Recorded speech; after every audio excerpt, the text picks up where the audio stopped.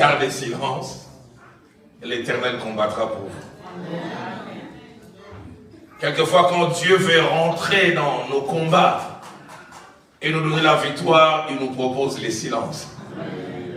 Gardez silence, l'Éternel combattra pour vous. Comme pour dire, si vous voulez parler, alors je vous laisserai vous battre seul. Mais si vous voulez que j'intervienne en votre faveur, gardez silence. Aidez-moi à poser la question à votre voisin. Est-ce que vous savez vous taire de temps en temps? J'entends un voisin sincère qui dit, moi pas beaucoup. Dans Lamentation de Jérémie au chapitre 3, au verset 26, encore le silence est présenté dans ses vertus. Le prophète parlant de la part du Seigneur dit, il est bon d'entendre en silence les secours de l'Éternel. Il est bon. Il est bon. La version Nouvelle Bible Seconde dit, c'est une bonne chose d'entendre en silence les secours du Seigneur. Jacques-André Vernon disait, les mauvaises paroles sont comme un clou enfoncé dans du bois. Vous savez, quand vous enfoncez un clou dans du bois, vous allez ver peut-être après les clous, mais les trous restent. Se taire, c'est une bonne chose. Qu'est-ce que nous aimons nous justifier? Surtout aujourd'hui avec Facebook, parole contre parole.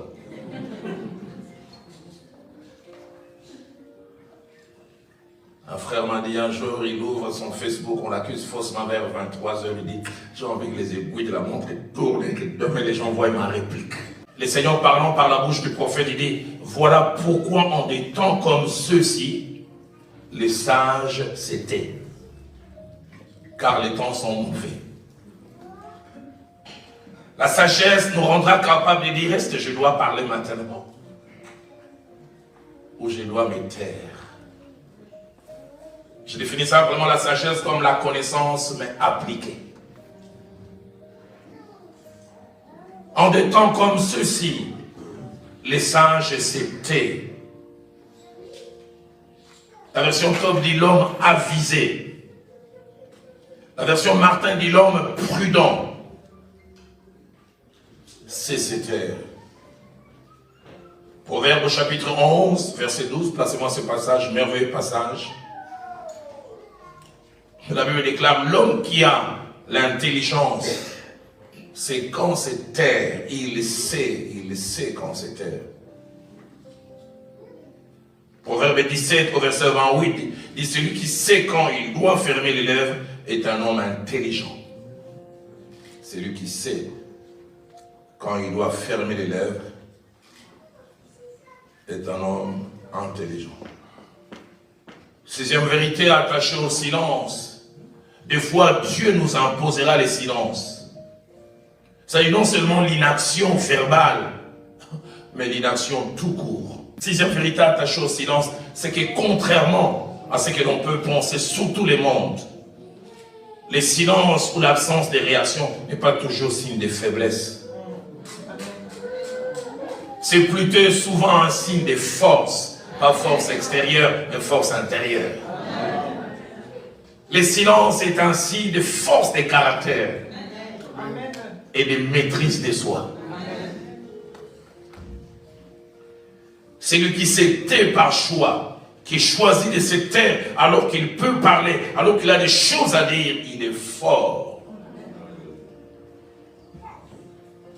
Celui ou celle qui choisit de garder le silence prouve deux choses, la maturité. Mon pasteur, le frère Jacques-André Vernon, nous enseignant sur la maturité spirituelle, nous a dit cette phrase que je n'ai jamais oubliée. La première, il a dit, la vraie maturité ne se mesure pas par nos actions, elle se mesure surtout par nos réactions. Et il a dit la deuxième des choses, il a dit sur le chemin de la vie, nous ne serons pas toujours maîtres des actions des gens vis-à-vis de nous, mais nous serons toujours maîtres de nos réactions. C'est que les gens nous font, des fois nous ne les conditionnons pas. Quelqu'un peut te rencontrer et t'injurier un imbécile. Ça c'est lui. Mais tu as le choix de te taire. Lui a dit un seul mot imbécile ou alors d'en ajouter 7.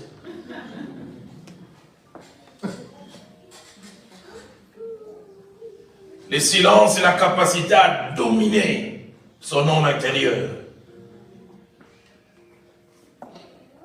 Les silences montrent aussi que nous sommes morts à nous-mêmes. La maturité dans la vie chrétienne ne se mesure pas par la longévité dans la foi, mais par la capacité à vivre et à pratiquer la parole de Dieu. Le silence coûte à celle ou à celui qui les pratique. Ça coûte de voir sa réputation être traînée à la boue. Ça coûte de voir qu'on vous traite, on vous présente sous un jour qui n'est pas les vrais. Ça coûte. Mais deuxième facette, c'est que les silences rapportent. Les silences peuvent nous coûter notre réputation parce qu'on dit qu'il est 10 mots consents. Parce qu'il s'est tué, donc c'est que c'est vrai. Ça peut toucher notre amour propre et notre ego. Ça nous fera souffrir et ça nous donnera l'impression que nous laissons les autres prendre l'ascendant et même ça donnera l'impression aux autres que nous sommes faibles. Nous manquons d'arguments, nous manquons d'éléments de défense. Et même certains peuvent dire au travers de notre silence que nous sommes fautifs, coupables. Mais j'ai vu quelquefois les silences apaisent les querelles. Les silences calment les tensions. Les silences empêchent quelquefois que les tensions s'enveniment. Mais comme je l'ai dit au début, les silences dans ma petite marche avec Dieu est souvent l'occasion dont Dieu se sert comme moyen pour remettre les pendules à l'heure. J'essaie de m'imaginer la fois dernière, si Jésus avait vécu à l'époque de Facebook, ça aurait été terrible. Il guérit quelqu'un en crachant et en mélangeant salive et boue. Et il met sur les yeux. Je vois le lendemain les magiciens de Nazareth.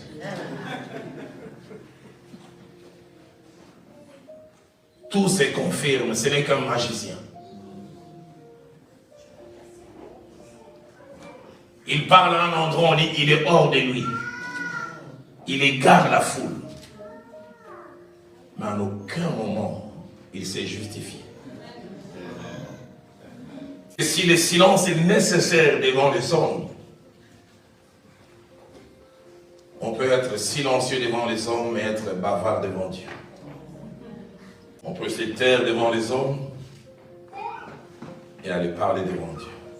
Elle nous parle d'une femme qui s'appelait Pénina. Elle était dans un couple polygame et ça arriva à la mortifier. Les mots mortification veut dire que, allez, elle voulait toucher son amour propre et la pousser à voir qu'elle n'est qu'un bon à rien. Nulle part on voit Pénina, plutôt Anne, argumenter avec Pénina. Mais Anne fait quelque chose que j'aime beaucoup. En Samuel chapitre 1er, verset 10. Pénina la mortifie. Elle s'est mise à prier les seigneurs et à pleurer abondamment. On la touche dans son amour propre devant les hommes, elle se tait, mais elle va s'exprimer à un endroit. Devant Dieu, Anne parlait dans son cœur. Seules ses lèvres remuaient, on n'entendait pas sa voix. Et lui pensant qu'elle était ivre. On peut monter. Et ma Bible à moi dit quand le juste écrit, l'Éternel entend et de toutes ses détresses. Il dit au verset 3, lui second dit, ne parle plus avec tant de hauteur, que l'arrogance ne soit plus dans votre cœur. Ne multipliez pas les paroles hautaines, qu'aucune insolence ne sort de votre bouche, car le Seigneur est un Dieu qui connaît tout. Par lui sont pesés tous les agissements. Seigneur, prends soin de moi. J'ai besoin de toi. Seul, je ne suis rien. Tu le sais. Tu le sais, Seigneur. Est-ce qu'on peut le chanter encore, Seigneur? Seigneur, prends soin de moi. J'ai besoin de toi. Oui, de toi. Seul,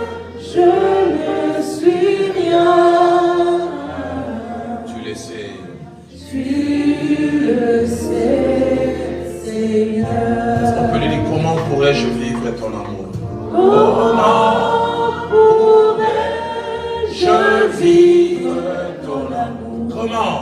Comment pourrais-je vivre? Qui es-tu et qui suis-je?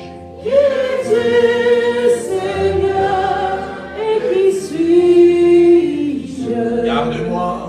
Garde-moi, Seigneur. Oh Seigneur. Seigneur, prends soin de moi. Oui, prends soin de moi. J'ai besoin de toi. Oui, de toi. Seul, je ne suis rien. Tu le sais. Tu le sais. Est-ce qu'on peut le chanter une dernière fois? Oh Seigneur. Seigneur, prends soin de moi. Oui, de moi.